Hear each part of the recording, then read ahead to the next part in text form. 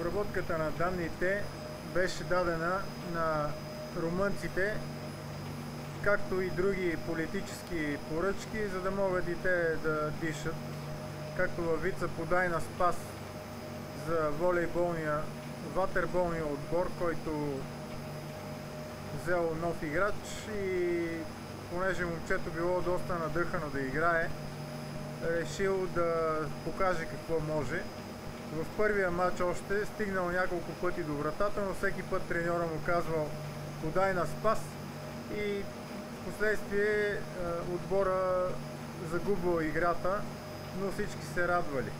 Така минали няколко матча, играча обаче не искал да продължава така и един от матчовете реализирал доста голове в противниковата врата, не подал на Спас.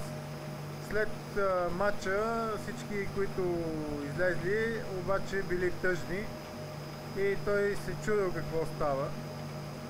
Попитал се отборниците си: добре де, когато падахме, вие се радвахте, са като бихме, защо всички сте тъжни? Казали те, Спас се удави. Такава е и нашата работа, политическа поръчка, румънците да имат работа, ние да нямаме. Това е положението. Минке.